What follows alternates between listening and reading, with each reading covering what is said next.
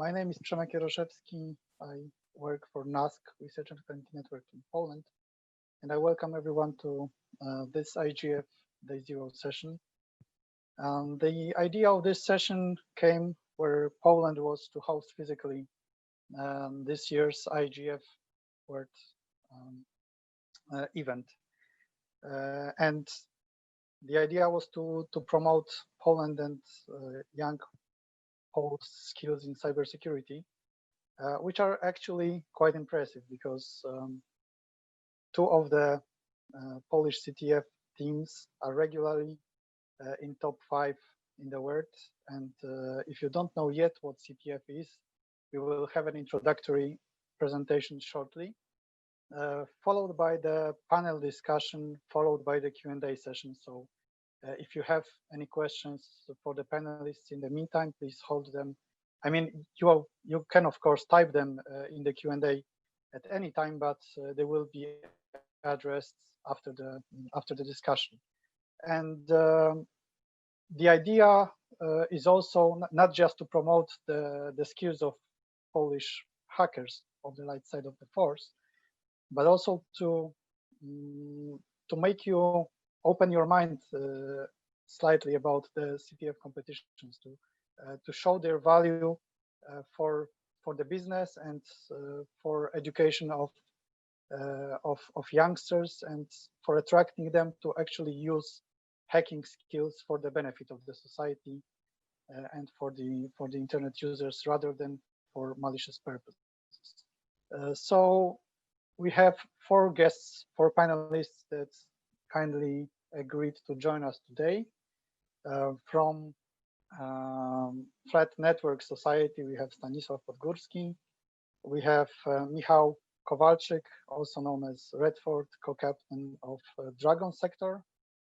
Also from Dragon Sector, Tomasz Bukowski, also known as Kaidi. And Mateusz Szymaniec from P4, the founder of the team.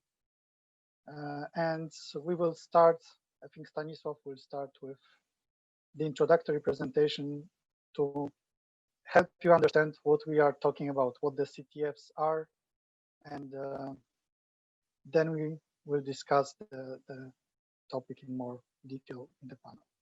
So Stanisław, the floor is yours. Okay, hello.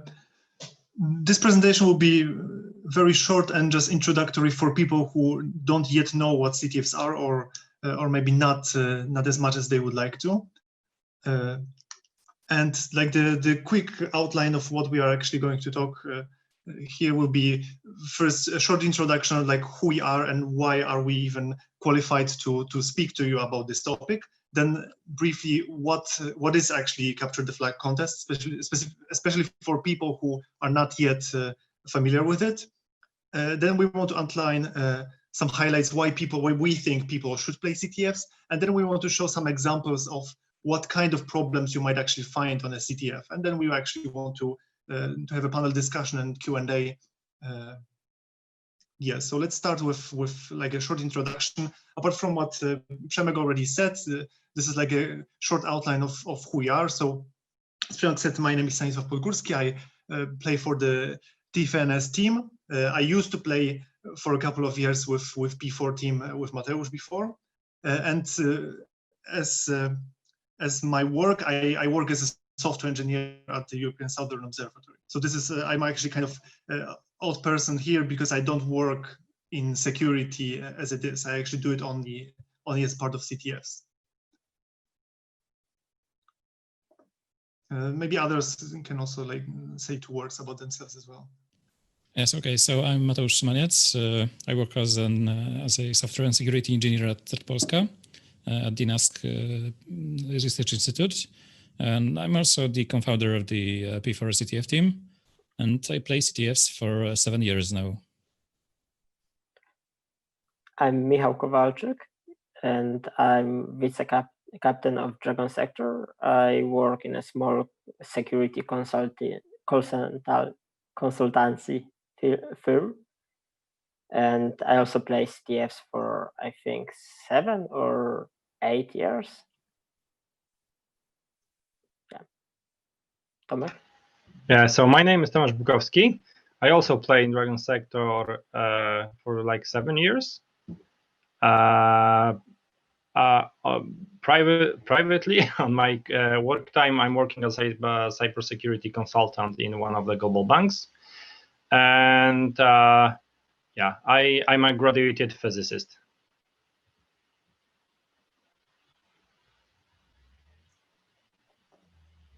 Okay, so we can move further. And now, what even is a capture the flag contest? So in 3 words, it's just a team-based computer security competition. So you can think of it as you sometimes have, for example, contests in like solving algorithmic problems. And in this case, it looks kind of similar, but what you're actually solving are problems related to computer security. And there are different formats of how you can actually play those kind of competitions. Like the 3 main ones that are most common are the Jeopardy, Attack, Defense, and King of the Hill competition styles.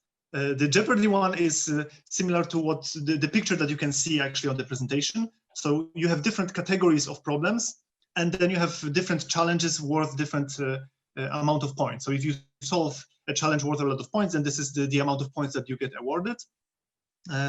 And then, of course, whoever solves the most problems, then this is the winner.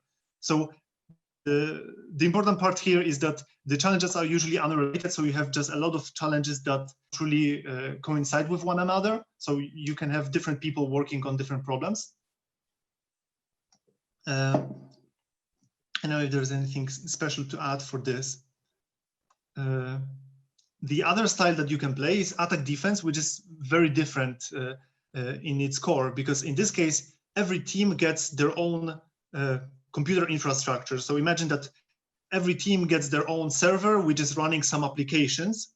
And then the idea is that those applications have some vulnerabilities, and the teams have to first find those vulnerabilities in their own applications, fix them. But also, once you actually find the vulnerabilities, you can figure out how to you can exploit them on the infrastructure of your opponents. So if you know that there is some problem with the software, you can fix it yourself, but you can also make an exploit to basically steal some information from your competitors, and this is how you get points. So you get points for defense if no one is actually able to hack you, and you get points for attack, where you can actually attack other people and get some secret information from their infrastructure. And the last, least common probably, is the King of the Hill kind of competition, where the team who is sort of winning something is actually the only one that's getting points. So imagine that there is a machine that you need to take control of, and only the team who is actually controlling the machine at this moment in time is actually getting points. So everyone else is actually fighting over it and of course the person who is actually in control tries to protect this from all the other competitors.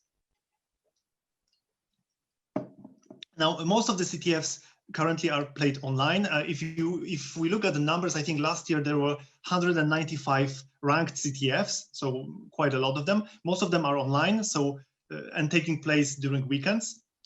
So you played for 24 hours or 48 hours during the weekend. But some of the CTFs are actually taking place on site. This is usually for the finals.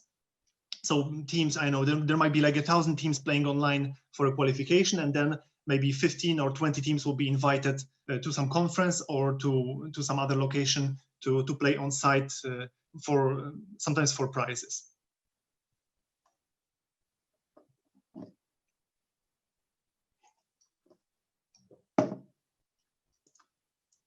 Okay, so where does the name CTF actually come from? So the idea, the name comes from like an old game, which I think in some countries is actually played. In Poland is not very popular. But the idea here is that you're supposed to get some kind of proof of solving the challenge. So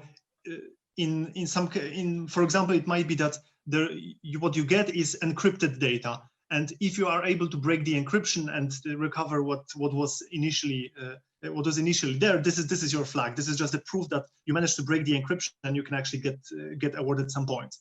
Or it might be the case that, for example, there is a website, and if you manage to log into this website as an admin, then you actually get some specific information that only admin can see. And this information is also treated as flag, because this is a way to prove that you actually solve the problem. So if you manage to log in as an admin, then this is like a proof for the organizers that you managed to do it, and you can get some points for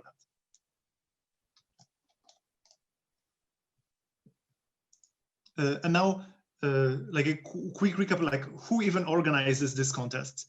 Because sometimes it's, as we said, like there might be like 1,000 teams playing in the contests online, and this means that you need some kind of infrastructure. Someone actually needs to pay money to host it. Someone actually needs to prepare the challenges, and there are many different parties that actually organize the CTFs. There are some companies like Google or Trend Micro who organize their own CTFs. So their security teams basically prepare the challenges, host everything, and then invite people to play. Some of them are so there is a DEF CON CTF, HeatCon, or on the Chaos Communication Congress. So there are big conferences where organizers of the conference make this as part of the tracks on the conference. There are some universities that have their university teams. This is especially, I think, popular in the United States, where there are a lot of university teams playing CTFs, and they organize contests as well. And there are also some contests organized by the government. So there is the European Cybersecurity Challenge in Europe. There was the Cybergun Challenge in the US made by DARPA. And there was also a Hackasat contest made by the United States Air Force this year. So there are many different parties that are interested in organizing and hosting the CTFs.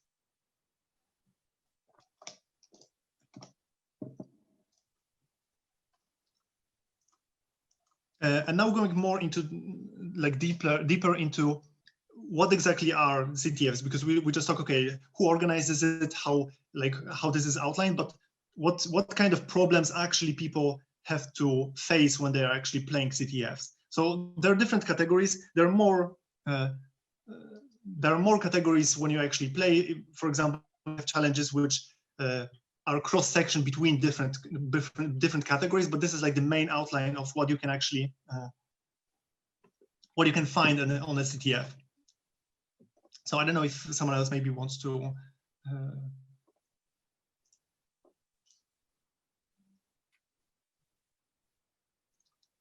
Okay, so the first category we put here is reverse engineering. So this is the category which tries to answer the question, what does this program do? So what happens is that you get a piece of software. It might be like a compiled application, might be something else, sometimes it might be even hardware modules. And the idea is to understand what it actually does. So like the most common version of this challenge is just a password checker. So you have an application which asks you for a password, you put the password, and the application tells you if the password is correct or not. And what the people playing CTF have to do is actually to understand how does this application verify the password. And then once you actually know that, you can figure out what is the proper password, and this will be your flag to get your points. Different kind of challenges are the exploitation challenges. So this is more trying to answer the question, can we do something more than this application allows us to? So what you get is, again, an application, but this application might actually have some kind of security vulnerability. So maybe there is a buffer overflow somewhere, or maybe there is some checks that are not properly done. And this means that if you know how, you can actually force this application to do something more than it was intended by the initial programmer of this application. And for example, this might allow you to execute arbitrary code on a server, from where you can, for example, steal or read the flag which will award you points. A similar kind of challenge, but using different technologies, are web challenges, which is, again, you get access to some kind of application. In this case, usually it's a web application. And you again need to find a way to actually do something more than this application normally would allow you to do. So it might be, for example, the idea that you can log in as an admin somehow to this application. Maybe you can steal admin's credentials, or maybe there is like an old version of the web server running there. So this is what you have to do. You have to understand what exactly is happening there, and how you can do something more. Cryptography challenges are, as I mentioned before, usually it's just a simple setup where you get something that's encrypted, you get an encryption algorithm, and you actually have to analyze what is wrong with this encryption algorithm, and then you can actually break it. And there are also forensics challenges, which is basically just trying to figure out something from. So you might get like a memory dump of a server after an attack, or maybe you get a image of a virtual machine, and then you need to actually understand what happened in this on this machine. So for example, it might be that this is like post-attack analysis. You get a memory dump, someone attacked your machine, and then you need to actually understand what did they do to your machine. Maybe they left some traces, and this is what you actually have to recover there.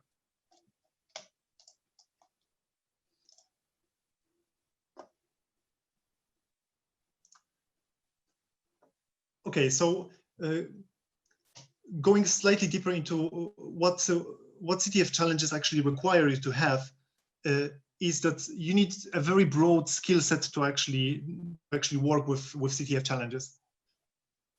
This is because, as I said, some of the problems might actually span different categories. So it's not like you have a very plain plain reverse engineering problem. It might be that this is a reverse engineering problem which includes some very complex cryptography, and then you actually need to have this cross-cutting skills, or you need to have a team of people who actually can work together to solve this kind of problems. And sometimes you have like those staple problems that you can work with. As I said, it'd be something like a simple password checker, but also in some other cases you might work with some much more complex exercises. And this is not unusual for security researchers to make CTF challenges to showcase their research. So someone found some kind of interesting vulnerability, and they actually make a challenge just to show other people that this kind of problem exists, and asks other hackers to actually try to work on this problem. Of course, this is much easier because CTF challenges are very distilled. So we have a very small application, for example, which showcases the problem. So it's much easier for people to focus on this particular problem, and then find again like the same vulnerability that the initial reporter found. But it's kind of a way to promote it. I think many people are not really interested in just spilling it out, just saying, okay, oh, I found this vulnerability. It's more like, okay, you can try to find it yourself.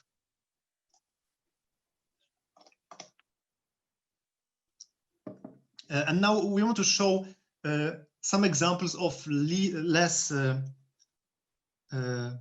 regular challenges. So something that was like quite interesting, even for people who actually play CTF, something that was actually unusual.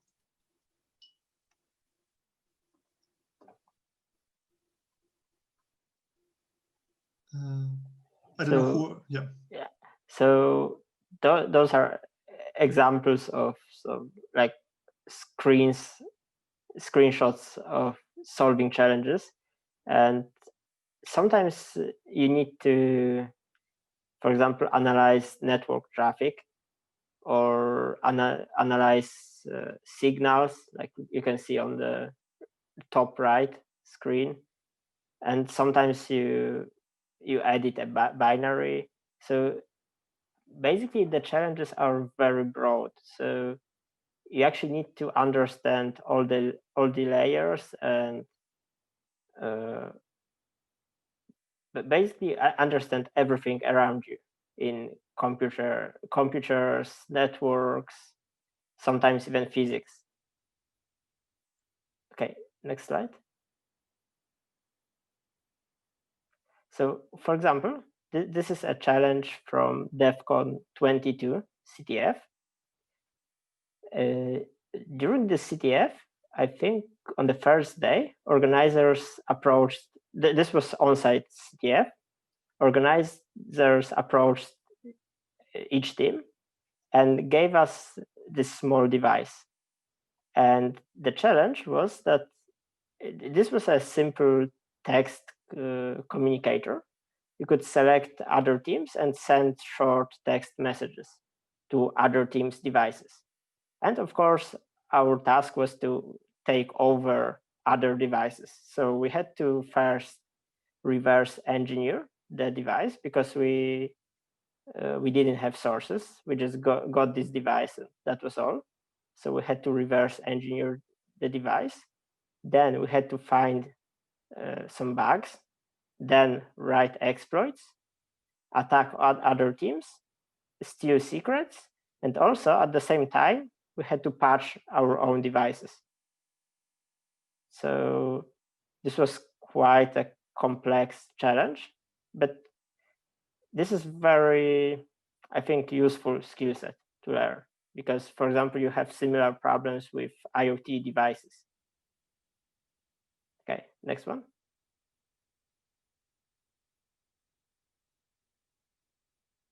Stanisław?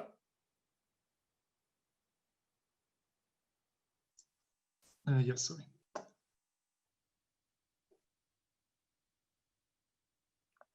So on the left side, this is a photo from a CTF in Russia. There, one of the tasks was a small, let's say, a toy city, but the city was connected to a real SCADA system, and you could gain extra points for hacking that control system. So this was a simulation of a real industrial setup. And the right side, I think this is from someone from P4. Yes, so the photo is made by me. And here on the laptop, we see that we see some output from the radio connected to my laptop. And the CTF was Trend Micro in Japan. And the problem was that we had to literally extract the flag from the air. And the problem was that some of the pagers systems used in Japanese hospitals weren't encrypting the data as they should. So the company, the Trend Micro, did some research on this topic and decided to showcase this problem in a CTF. So we had to do everything that Trend Micro researchers did and literally recover the flag from the air.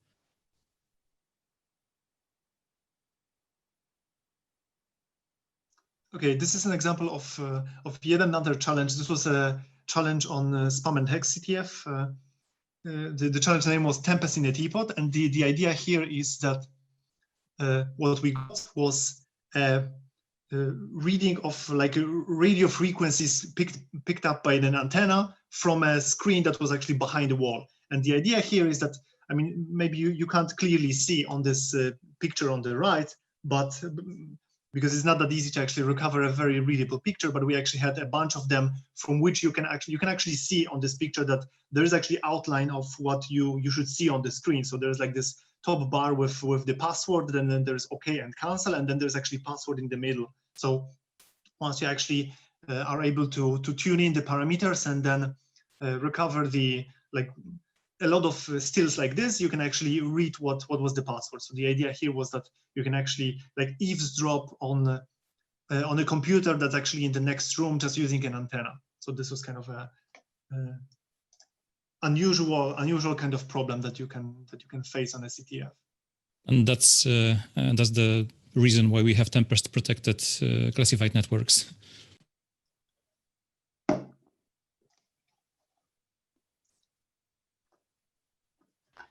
Yeah, so maybe I take those two sides. So from my experience, one of the basic benefits of playing CTF is actually when a decent standard computer user is hitting the situation with a problem, when the computer is denying to work, like getting an error message, your Word document is shutting down, your application is crashing, your operating system is crashing. Everybody gets frustrated, but not the CTF players. Those people are used to that kind of situation, and most probably this situation, like you're getting an unexpected error message, means that this is just the beginning of the really interesting journey into the code of the application that you will just be debugging over a few next days or hours.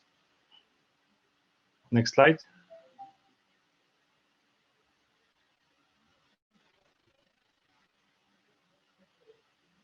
Yeah, so another one is that we all can go and obtain any kind of certificate, any kind of online training, read any amount of books, but nothing will be better than just a hands-on experience. One of the US generals once said that the more you sweat in the peace, the less you bleed in the war. So there's nothing better than hands-on experience. Yeah, next slide. And here's the summary of subjective list of benefits.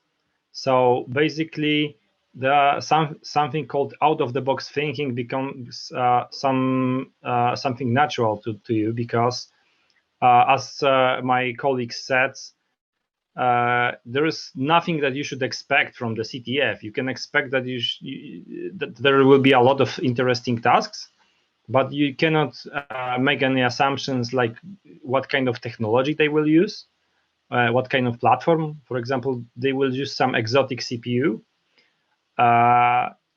Everybody get used to work on heavy time pressure, because very often CTFs are highly time limited, like you have 48 or 24 hours to solve a lot of security related tasks. The commonly known approach, like I don't know this because I don't know this yet, and well, do I learn this? So even if you don't know, for example, the architecture of the specific CPU, this is not a reason to give up. This is just a reason to start learning about the new architecture. A lot of practical, up-to-date knowledge on the threats, exploitation processes, mostly because very often tasks that one can find on the CTF competition are related to newly discovered bugs, newly published and patched exploits, an ability to understand, replicate, evaluate, and mitigate recent vulnerabilities. This is highly useful when you're working in a company and some part of the risk assessment process is involving you as an expert. So with that knowledge, with that background, you are able to evaluate how critical such vulnerability is. Is there any way to quickly mitigate that vulnerability before the vendor will be able to release a patch? Last 2 points, learn how to work in a team. Of course, the whole team is under heavy pressure. So yeah, this working later in a company, corporation is bread and butter. And one of the most important, you will meet a lot of IT security people from around the world, and you will be able to exchange your knowledge with those people. Okay, thanks. Okay, now those two pictures showcase how CTFs might actually look like from the participant point of view, especially the ones that are on site. So if you can actually go somewhere. The one on the left, this is from Google CTF finals, and the one on the right is from Insomnihack in Geneva. So if you have ever been to a hackathon, then it looks a bit similar, especially like the massive one like Insomnihack, where I think there are like 500 or 600 people playing at the same time.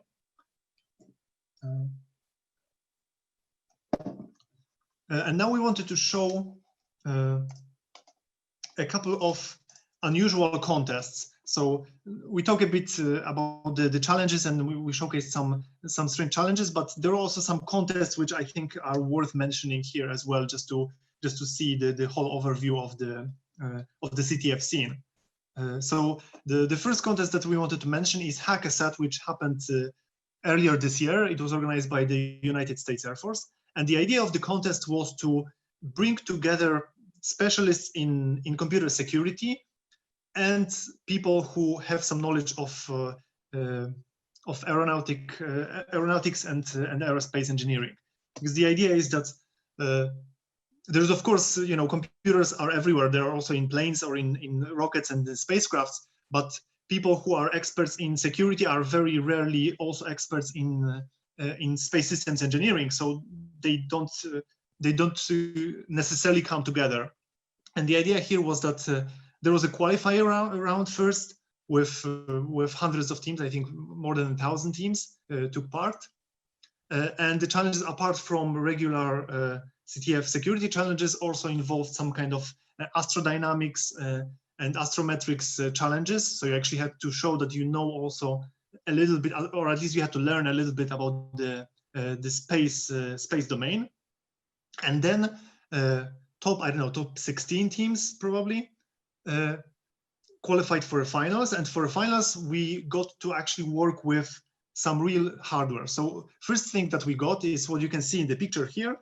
Each of the qualifying teams for the finals got their own flat sat. So this was a small CubeSat, which was there for us to get familiar with the kind of hardware that we will be working on during the final challenges. So this we could actually just unpack, plug in, and try to play with it, just to understand how it works, how we can communicate with it, and how this whole system works. And then during the finals, we got access to similar satellites that were in the infrastructure of the organizers. So they were, here you can see like a carousel. So each of the satellites was floating in vacuum on an air bearing in those glass boxes, and it was actually on a carousel, so it was actually spinning. And there was also a sun simulator there. So there was a reflector that was actually pretending to be sun. So you could actually control those satellites, so you can actually spin them of the air bearings, and you can also like point them to the sun, because the sun was also moving on the sky because of the carousel. So the idea of this, like the whole setup of this challenge was that basically you lost control over your satellite and you have to regain it. So basically the kind of challenges that we had to face was, for example, getting access to ground-based infrastructure, which we initially lost access to. So you actually had to, in this case, hack through a web application and get access to the server that was actually running the ground infrastructure for the satellite. And once you could connect to the satellite, you actually had to debug all the problems with it. So there was, for example, a software module that got deployed on the satellite, which was blocking a lot of the commands. So you had to work your way around it to regain control. So, for example, to point the satellite to the sun and to recharge the batteries without even having full control over all the commands that you could send to the satellite. And then, like, the next problems was to actually reverse engineer and understand this software that was implemented by this fictional attacker who took over the satellite. And then once you actually reverse engineered it, you could find that there's actually a secret way to gain access again to your satellite. So you actually had to develop an exploit to do it. And then the idea was that you would also be able to use the payload on the satellite, which was a camera, and then take a photo inside this room. And this was the let's say, like the on the ground part of the challenge. And there was another part of this whole exercise, which was the so-called on orbit challenge, which the idea was that we also got information about some specific satellite that was actually in orbit of Earth.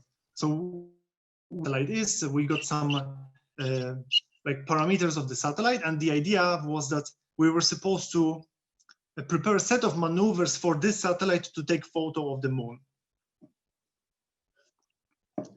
And this was kind of like King of the Hill style problem, because only the best team would have the opportunity to actually try to execute those commands on the real satellite in orbit.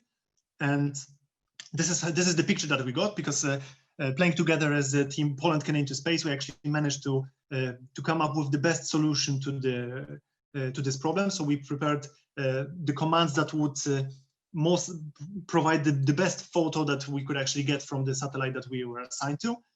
And we actually got to execute those commands on the satellite and then take this moon photo. I mean, it might not look like much, but it was definitely a lot of fun to actually be able to do it. So because it was such a special CTF, We didn't take part in it as a P4 Dragon Sector teams separately, but we decided to join our forces. So members of Dragon Sector and P4 and some of our friends, we created this one big Poland Kenny to space team, and we managed to score second place in the qualifiers, and then again second place in the finals. Plus, of course, getting the best plan in the on-orbit challenge and taking a little bit overexposed picture of the moon. Yes, and one more interesting like a variation of a CTF that is probably worth mentioning is the Cyberground Challenge that was organized by DARPA in the US. And the idea here was to, again, bring together people from different fields. So in this case, the idea was to bring together people from the computer security field and also people from the artificial intelligence field. Because the whole idea of this contest was that you were supposed to prepare a computer system that would play CTF on its own. So you would have to create sort of AI that would be able to, for example, reverse engineer binaries and find vulnerabilities in them and prepare exploits automatically without any human intervention. And the interesting part of this challenge was also that there was a lot of development in the field of tooling for security research and also for CTFs, where there were a lot of tools that got developed and released as open source tools, which were necessary to be able to actually participate in this contest, but they were never done before. No one actually spent enough time to prepare such tools, and this actually caused like emergence of a lot of interesting applications, like software for analyzing binaries, but with I know what's the name of it.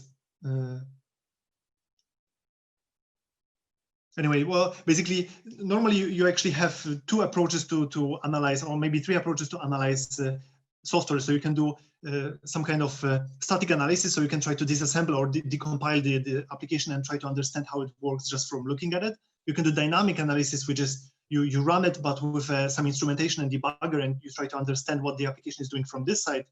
But in this case, they actually did something like symbolic execution. So sort of combination of the two. So static code analysis, but also trying to understand how the data flows through the application. So there are a lot of tools that were actually made for this, which allowed this Cyberground Challenge to actually be happening. And then I believe the best solution to this challenge, so the best computer system, was later taking part in the DEF CON CTF and trying to play against like humans who were playing the DEF CON CTF, which I think it actually got like last place. So still, like the AI is not stronger than humans, but it definitely was an interesting idea. We shouldn't worry yet that the computers will replace us in the field of IT security. At least not yet.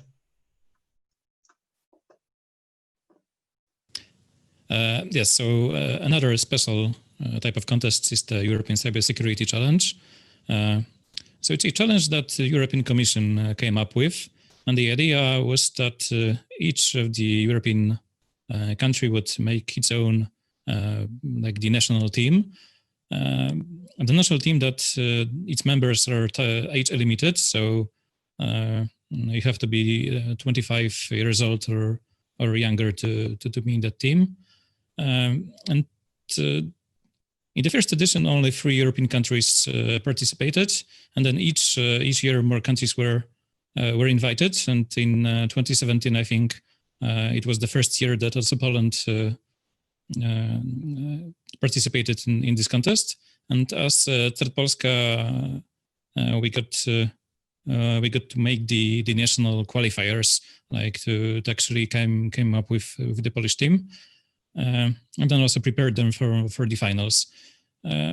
So even though like the European Union participates in costs and stuff like that in the like the participation of in the organizing the finals, each winning country gets to organize the finals next year. So here in the photo we have finals in London.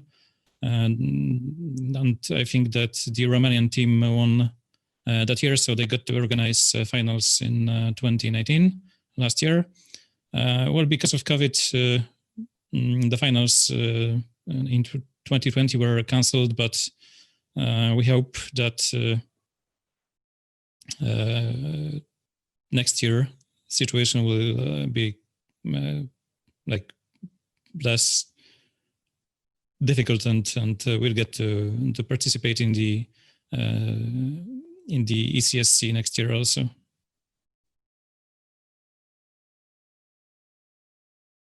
Okay. Okay, so this is the end of this introductory presentation. If someone wants to have access to the slides, then there's a QR code you can scan and see the presentation. And now we await some questions. Okay, thank you, Stanisław, for the introduction. And just to remind the participants, or to inform those who just joined, the whole idea of this session is now to try to convince you that this is not just fun, but also has actual benefits for your career, maybe for pursuing career in cybersecurity, but also it has benefits for the employers. So why not allow your staff to maybe think out of the box in the CTF competitions? Or maybe it's not a good idea. We'll see from the discussion. And please challenge us in the Q&A. So again, at any time you can type in your questions into Q&A, and we will address them after the panel. And now for a warm-up question to follow up. You in your presentation, this all sounded like fun, but mostly for those who already know a lot, and in many disciplines, like you said, that many tasks require you to have very broad set of skills and the knowledge from different disciplines. So what was first in your lives? Was it interest in cybersecurity, or was it CTFs? And how did you combine those two? So who wants to take the question first? I can start, I think. Yes. So when I try to convince people to participate in CTFs, they often tell me that it's not yet the time for that. Like, they need to learn something and then participate. And I don't quite understand that, because like the whole idea, and maybe not the whole, but most part of the CTFs is like the learning process. So people shouldn't be discouraged when they try to solve a task and they don't know how to do it, or even if it takes them more time that the CTF lasts for. So when I started doing CTFs, I was mainly software developer, so I didn't know that much about IT security. And CTFs basically like solving the different tasks in different categories. That is like responsible for 90% of my IT security knowledge when I started professionally working in IT sec. So yeah, CTFs were like my gateway to the IT security professional world, and this is what I recommend to everyone who maybe wants to see if like the IT security is something for them, and maybe later change careers into IT security. Also, it's worth mentioning that there are a lot of CTFs. So it's not that all CTFs are extremely hard. You can find entry-level CTFs, for example, Pico CTF, which is intended to be entry-level. So you can actually try to look on ctftime.org for CTFs which are intended to be entry-level, and start with those. Yes, I highly recommend Pico CTFs. These are the CTFs that were mainly oriented for high school students. But nowadays, they are still online, and everyone can try their skills in them.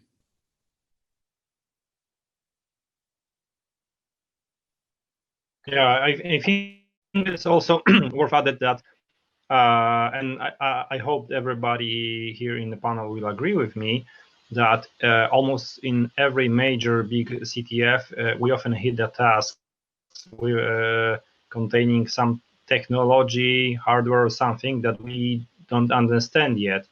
So I think the approach like that you need to have a really high security related knowledge to start as a myth, because on daily basis in a CTF competitions, you will find areas that you don't know yet, and you need to familiarize yourself with that. You need to gain that knowledge. So just by starting, start participating, you will just try be able to see what you're still missing, and just start use that as a start for the learning. As an example, I might add that I didn't know anything about Android reverse engineering before I started doing CTS, and once I started doing those tasks and learned the topic, now in my daily work I can reverse engineer Android-based malware. Stanisław, do you want to add anything to that? Yes. So from my point of view, coming back to the initial question, the CTFs were actually my first like more practical entry into the security, because I am a software engineer. I graduated from computer science degree. So of course, I mean, during the curriculum there were some security related courses, but not very deep ones. And I currently work as well as a software engineer, so I don't do security in my daily job. But CTFs were actually my introduction into this field. So this was my first hands-on experience with actually trying to work with security, and I think it also benefits my daily work as well, because unlike some other panelists here, they do some hands-on security work. But in my case, I'm still developing software, and I feel like this kind of experience in trying to find problems with software, for trying to find bugs, for example, during a CTF, it still works in your daily job. So if I look at a piece of code that I've just written, and I have this light bulb flashing, say, oh, I know how to exploit this, what I've just written. So then I know, oh, maybe I should actually fix this, because this is not the right way to do it.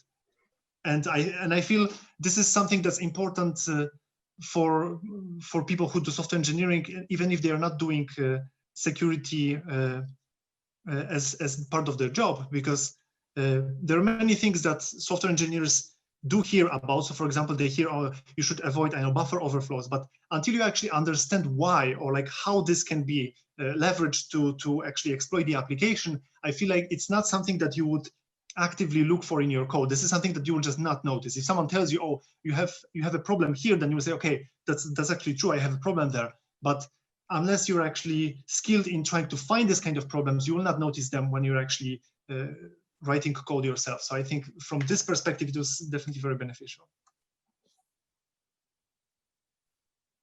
Great. Let's move on to the next question, and let's stay with the benefits from the point of view of the participant. Usually when I hear, especially Rep, because he works with me, pitch about CTF contests, it's about how great it is to travel the world for free or for next to free, to get invited to great places, and maybe to learn some, to get some awards on the side, and it's all great and it's all true, unless it's 2020, of course.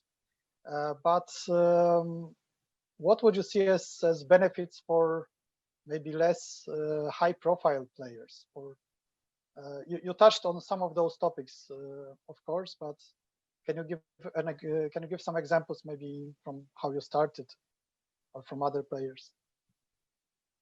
Yes. So during the presentation, we didn't say anything about the prizes. There are some prizes, and of course, like I said at the beginning, I'm playing CTFs for 7 years now, and the knowledge that I gained in the beginning was like it was a lot, and I don't learn as much now. So like the way of the style of playing CTFs, the things that I gain from that now are quite different. So it's much more of a competitive thing for me. So it does matter to me that I'm winning those CTFs, that that as we get top position at the qualifiers, then we got invited to the on-site finals and travel the world like almost for free, or maybe just for free, because the prizes are not that high, but they cover the costs of traveling at least. So it's not something that we can say someone can do professionally, like just do CTFs and earn enough money to live on that.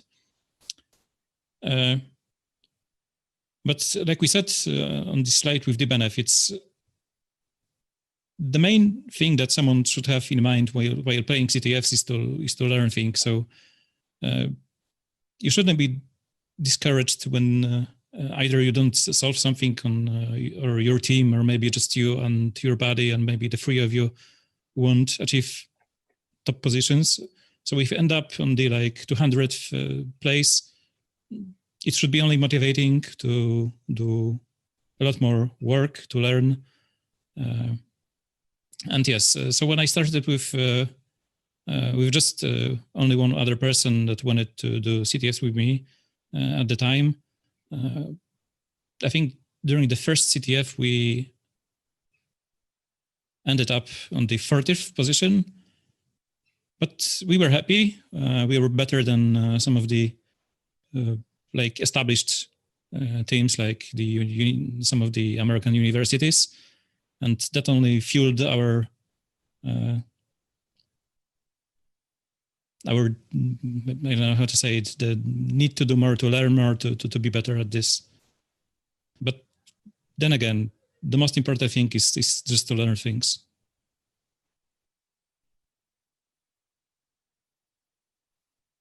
Okay, anyone wants to add to that? I just want to mention, as I think Michał said before, that there are a lot of CTFs right now. So you probably, if you're just starting right now, maybe you're not going to win like a DEFCON CTF because it's high profile. There are huge teams trying to play it, but there are also smaller CTFs with some easier challenges, and you can actually get started on those, and you can still win those, because it's not like strong teams who are not actually going to play them just because they will be playing something different. And this means that you can still, even if you're like on a let's say on an earlier level, you just this is some kind of like entry for you into the field, you can still actually win something, and you can still have this fun even without actually winning something that's high profile. And this is actually a difference compared to the times we started playing, like 7-8 years ago. Because when we started, there was like one CTF per 2 weeks or something like that. And now the number of CTFs really exploded. I think last month there was a weekend when there was 10 CTFs at once. So there's really a lot of CTFs to choose from. Yes, I hope we will come to the topic of choosing of CTFs later in the discussion, time allowing. But I can also add that really many CTF competitions are made in the spirit of learning. So either the tasks are constructed in such a way that you get clues that will lead you through to the solution, and you will learn on the way. Or after all, a lot of teams share their write-ups, which clearly explain how they solve the task, and you can understand the task better and understand the solution and have more fun this way. So let's now move to the position of the employer, and Ref will know what I'm referring to. There are people arguing that playing CTF is just waste of time. It's waste of professional time. It's it's purely entertainment, and it shouldn't be done, especially in the business hours.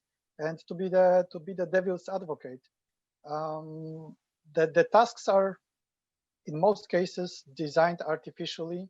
They are done specifically for the contests, or that there are already known vulnerabilities exploited. So can you prove otherwise, that it's not just a waste of time of skilled professionals who might be better spent on improving the software or finding vulnerabilities in existing web applications?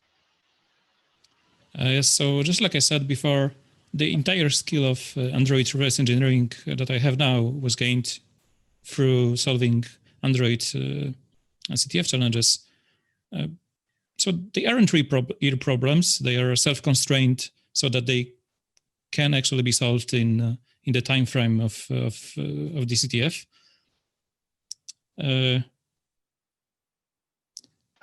So that even if I think I can take on that if you allow me to. Tomasz, here you go. Okay, so I have a very special position in this case because I spent last 3 or 4 years working in the bank industry, which is purely commercial and requires like a good example of a corporation when everybody is looking on your engagement and if you want to engage on your work time in those CTFs, you need to prove the value. And I can clearly say that over the last 3 or 4 years, I managed to help many security and IT related cases just because I had a broad experience in solving CTF, in participating in a CTF competition.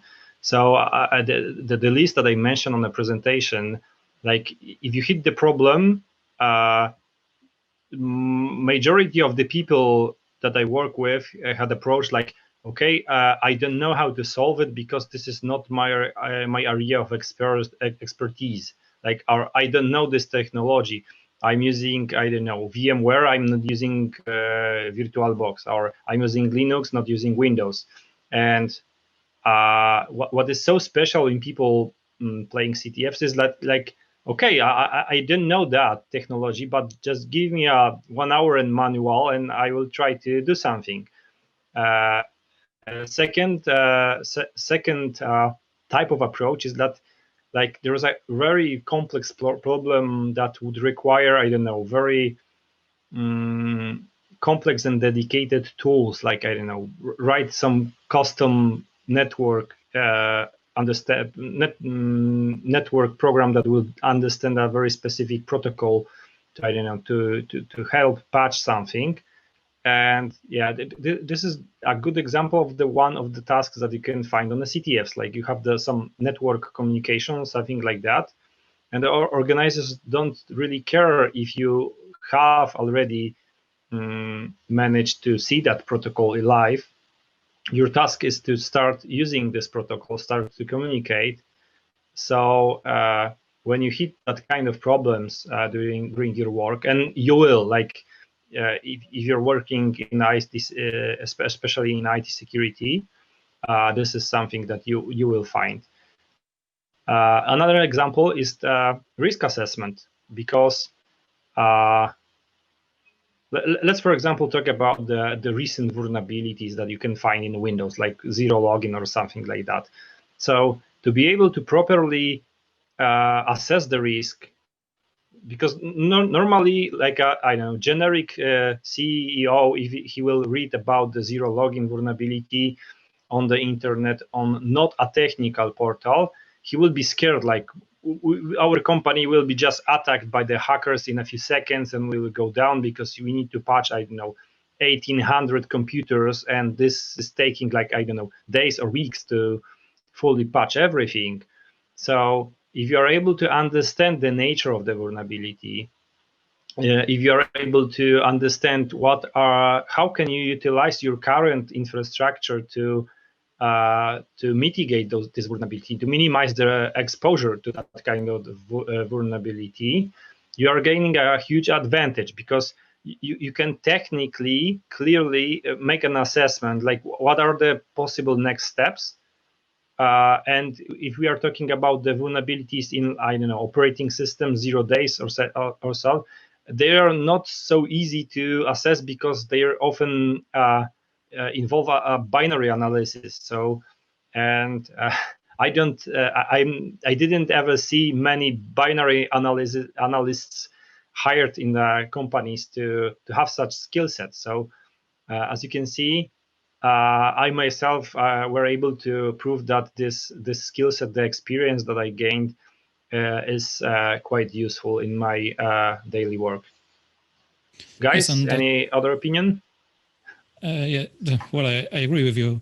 So it won't be a different opinion, but summarizing that, not only gaining technical skills by playing CTFs, I'm learning how to approach problems, different problems, better. And I think it definitely makes me a better professional. It makes me a better employee.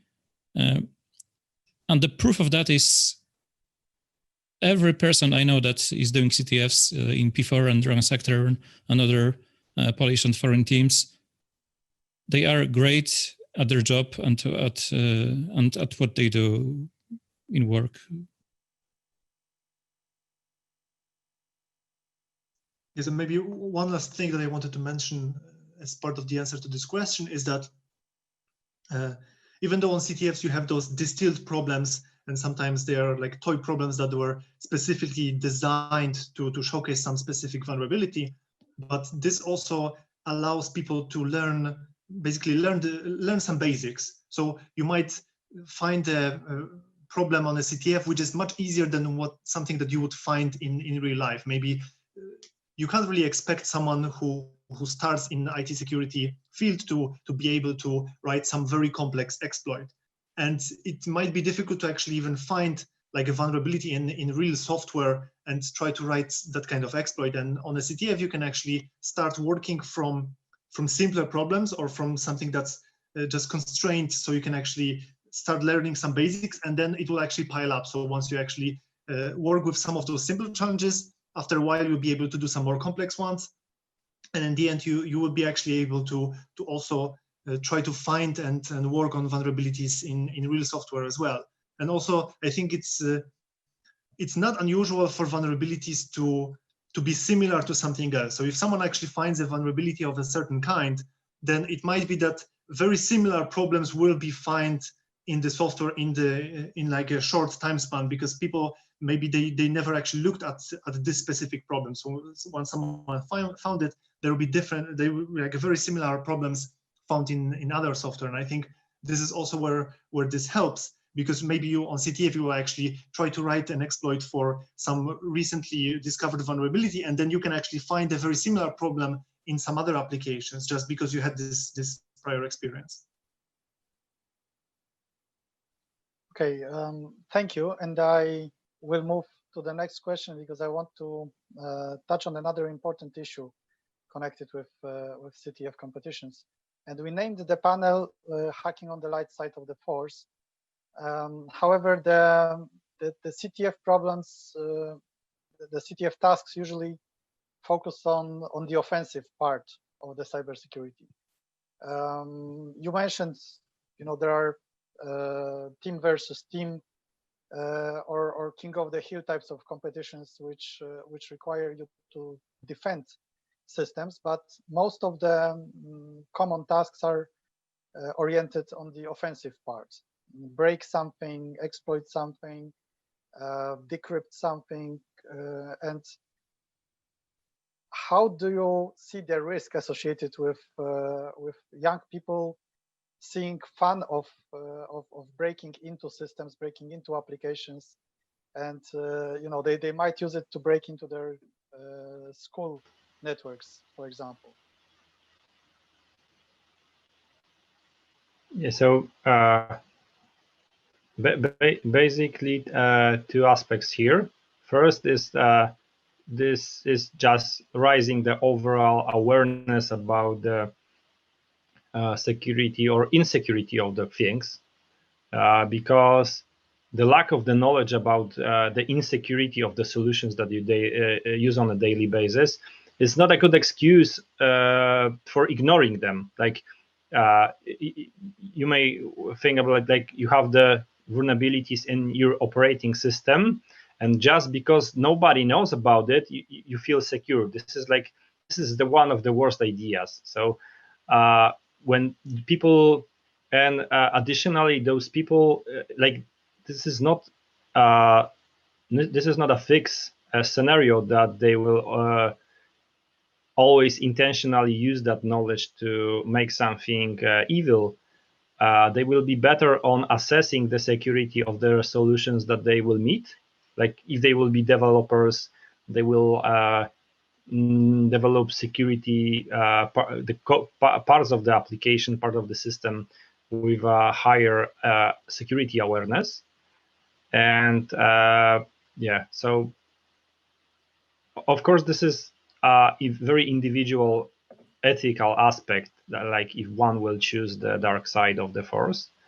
And the thing that the second aspect, and the thing that was not mentioned in the presentation, in my opinion, the highest and the most complex task related to a CTF competitions is to try to host your own security CTF competition, because this requires not only to prepare the tasks, make the tasks solvable, but prepare the infrastructure to host those tasks and to implement the vulnerability that you intend to implement, and to be able to check that you are not implementing any other vulnerability that would not be intended here.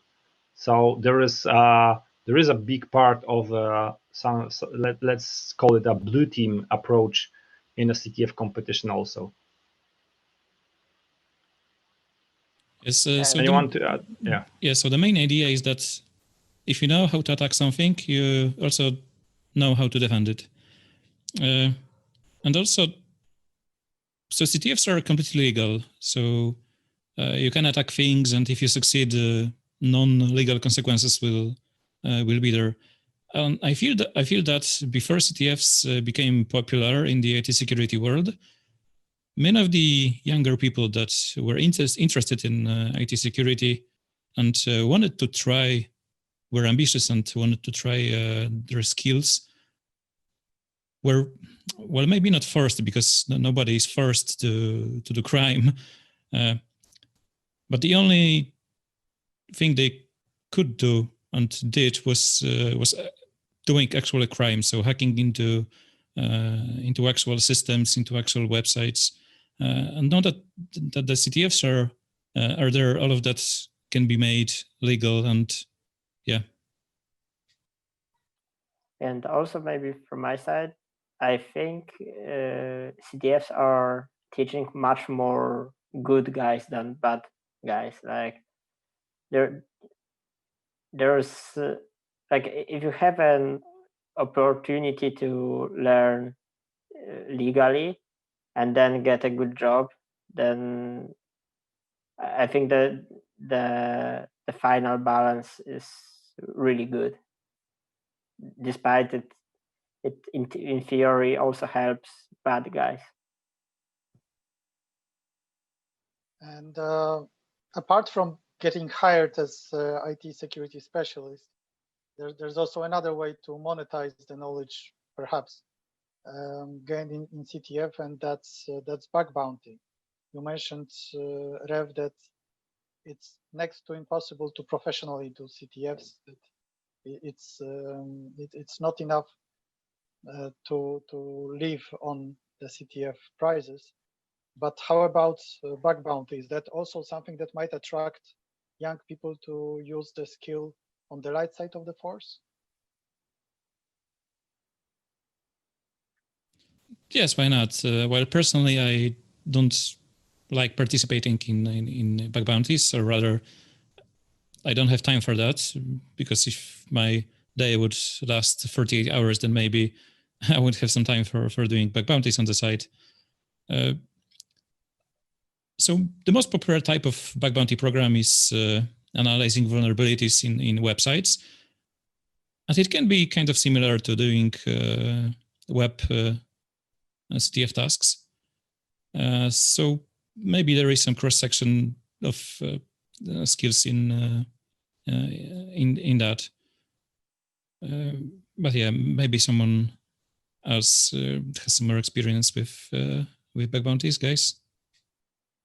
Not me. I mostly treat bug bounties like incentive if you happen to find a bug somewhere. So I treat this like an incentive to report this to the vendor and to actually spend time polishing the report and sending them, and also a signal that they have a good process to like analyze the vulnerabilities. But yeah, and what I'm not convinced to like leave everything and spend a few months doing just bug bounties. I prefer more regular work and CTFs. Okay, and one of the things that we didn't mention is that in my opinion, in my experience, the whole CTF community, so the community of the players, the organizers, are interacting with a real, I think, high ethical standards. Like, people are not destroying the CTF infrastructure, and if they do so, they are being quickly penalized by that. So there are CTF rules that top teams are in general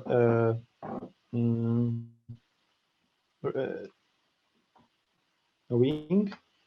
And yeah, as I said, my experience is like that the whole community, the interactions between people stay in the very ethical area. Okay, let's have one more question before we move to the questions from the audience, and let's stay in the ethical topic. As we mentioned before, many of the CTF players decide to publish so-called write-ups after they solve a task, and those write-ups tend to describe in detail vulnerabilities and security problems, sometimes in actual software. And as we know, patching is not always the strongest human skill. So there might be a lot systems out there which are vulnerable to the problems described in the write-ups. Do you see that as an ethical problem? Do you think there's more value in publishing write-up than risks? How do you see that?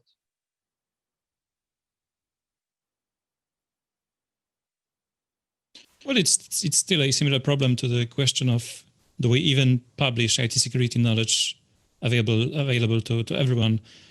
But then again, CTS problems are just CTF problems. So it's not like I can open up any of the P4 write-ups and like copying all the code or the exploits that are there and suddenly taking over hundreds of websites. So yeah, I don't think there is any risk of that. Yeah, for example, as I said before, I think the security by not talking about the insecurityness of solutions isn't that a good idea, and they will not last for long. A good example is, for example, the security of the artificial intelligence or machine learning.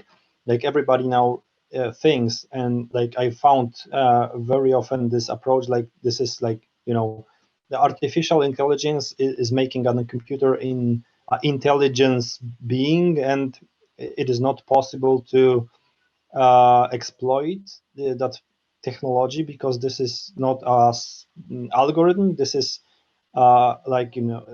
something that is mimicking the human brain. And during last few years, there were a few examples of CTF tasks that were targeted to actually exploit the weaknesses in artificial intelligence-based systems. So this is a similar thing we can see in IoT.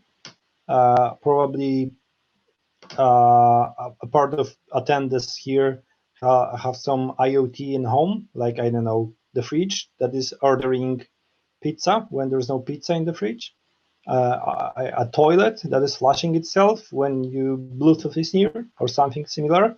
And a lot of people are not thinking about this whole environment of the Internet of Things and the devices as a potential threat. And if we start talking about that, and if there are publications in the internet when you can read that there is a, like, I know, a camera, or a camera used to monitor a baby that has the vulnerability, and attacker can exploit that and, I don't know, try to connect to that camera and try to see what is happening inside your home. People are more aware about the threat landscape. So, of course, there is an argument that if we, as a CTF community, will not publish any knowledge, so the zero knowledge sharing approach and everything will be secure, at least for a few years, because nobody will know how to exploit things. But as I said, this is really a short-term solution. This would not last long. And I think one last thing to add is that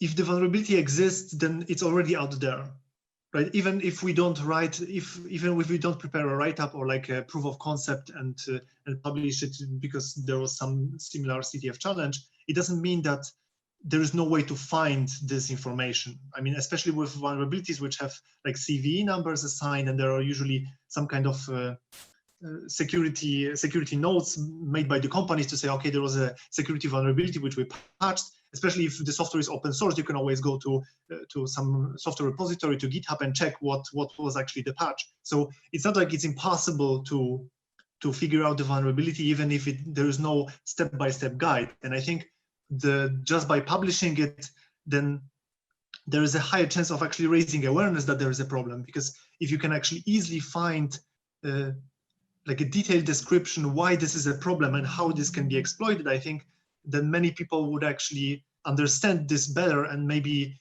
feel more compelled to actually patch themselves, or to force you know, some updates just because of this, because they will understand that there is actually an underlying problem. And if they are not aware of that, then I think it might be a bigger problem. If no one actually knows that there is a vulnerability, then they won't be actually pushing for patching. And there's a much bigger problem with publishing red teaming tools. So, for example, remote access trojans on GitHub, and that also helps the blue teamers, because for one thing they can see how the tool works and then build some defenses, and also use it trying to break into their own company. But with CTFs, the problems are just CTFs problems, so I don't really see any risk with that.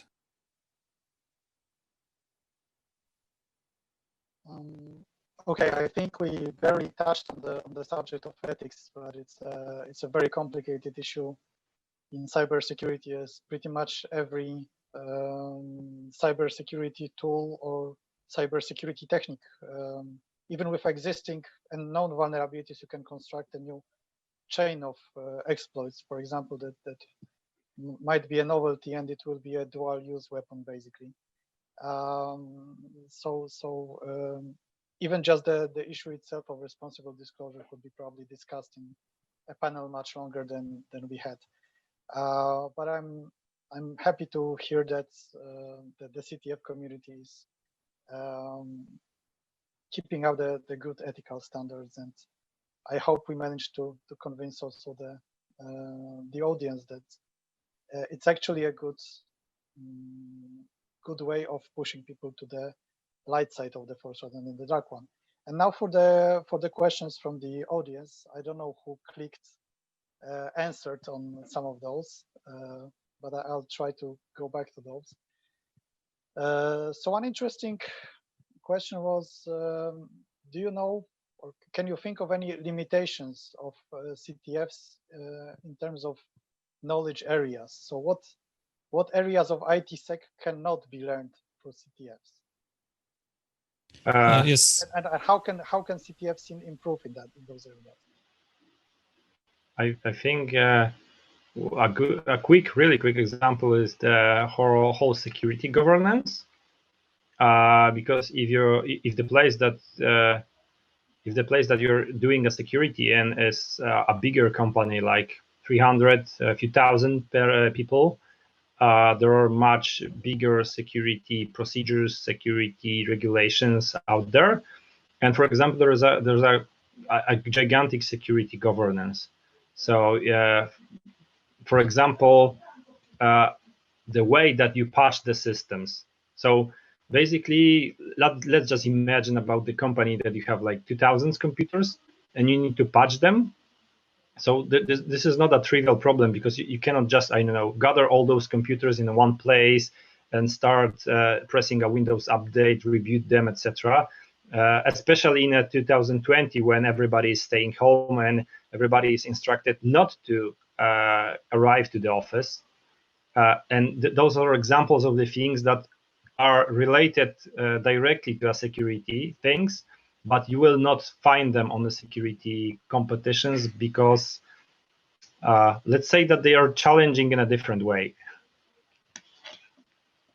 Yes, so CTF challenges are self-constrained again, and they are pretty much only technical parts of the IT security. So we all know that we don't do only technical things in our daily work. And I think one of the reasons for how the CTF challenges look like, they wouldn't be fun to solve if we tried to include every aspect of IT security into CTFs.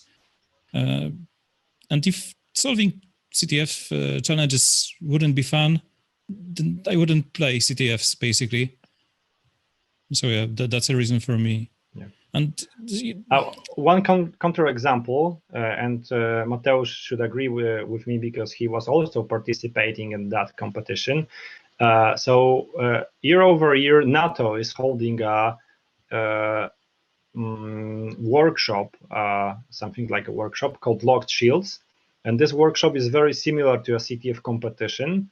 And they are doing a lot to implement all the areas of the security related stuff that can be observed in your company into that competition. So there is a reporting, there is a collaboration with teams, there is a lot about patching itself, but the amount of the effort that they put to organize such competition is tremendous, because like as far as I know, as soon as the one competition ends, they spending the whole year on preparing another one. So yes, that's true. There is a dedicated team at the NATO CCD COE in Tallinn that is working on organizing the Locked Shields exercise.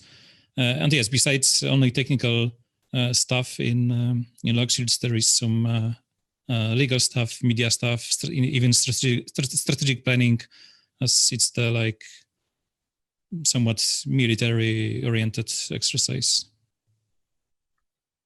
And also, I think someone already mentioned this before, but CTFs are more oriented into offensive side than defense. I think mostly because it's just more interesting and more challenging. So, for example, you can learn about problems in software, but you rarely have a chance to learn about good software development practices. So CTFs are mostly making you aware of problems, but not always giving you a solution. Yes, and Hubert also. Sorry. Yeah. And Hubert also asked, how can CTF change and improve in that area? I don't really think that they need to. Yeah. I personally think that CTFs are fun, and like I don't really need that they need to be everything. Yeah, I think this is very important to keep them being fun, so they are attractive to newcomers. So you mean that security governance is not fun? Oh, come on. I don't think so, no. As I said, there is one example of a CTF-like competition. This is not NATO one. This is aiming to make, let's say, a governance part of the fun competition. But yeah, this is one and unique exercise that I found.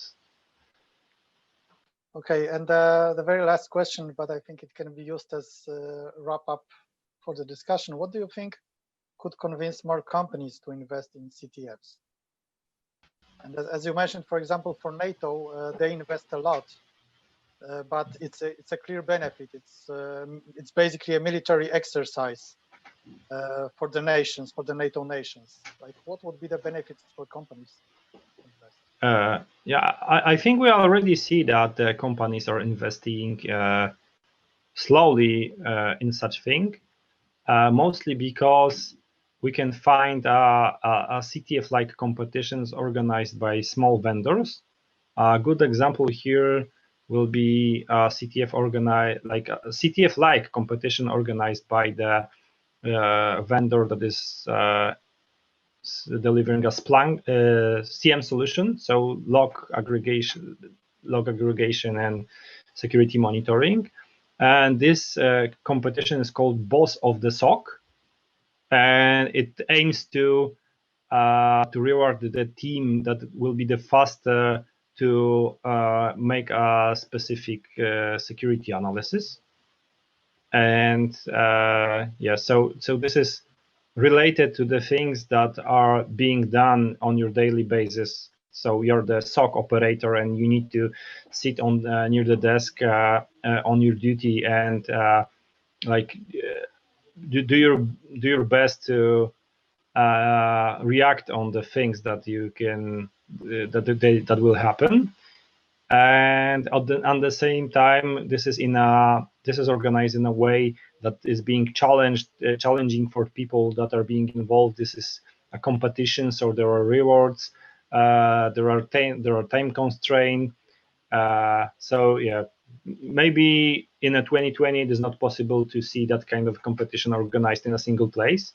But on a few conferences, I saw exactly this competition a year ago or so, being held during the security conference as a something with a clear value for the employee, especially employees from the SOC. Yes, and the CTFs in itself is very rapidly growing. I would say that it grows by 50% each year, so very fast. And we can see that, especially in China, more and more companies are investing in such stuff. So yeah, we'll get there. I think it's important for the companies to actually see some clear benefit, because there are already companies who invest in CTFs. I mean, we mentioned like Google CTF or Trend Micro CTF, where the company actually sponsors and organizes a contest. But I think the point is that you have to convince them that there's actually a benefit, that they can get something from it. After all, like companies work for profit, so they have to see something in it for themselves. So some of them use it as some kind of recruitment ground. So if you invite best hackers for your security competition, then you get a chance to actually talk to those people. So maybe you can try to convince them to actually work for you. So I think some of the companies have this incentive, and this is what motivates them to actually try to do this.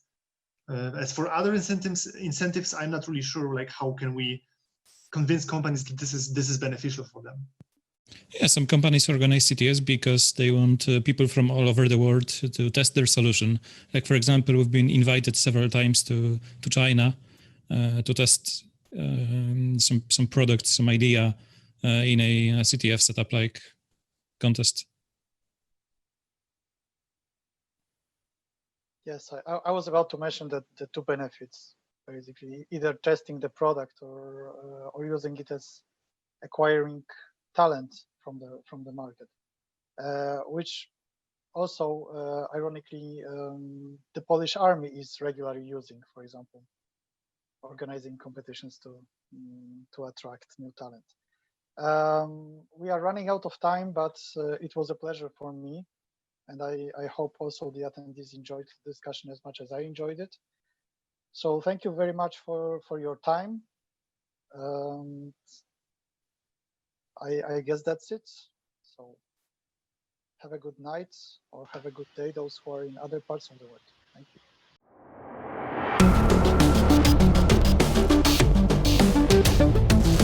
you.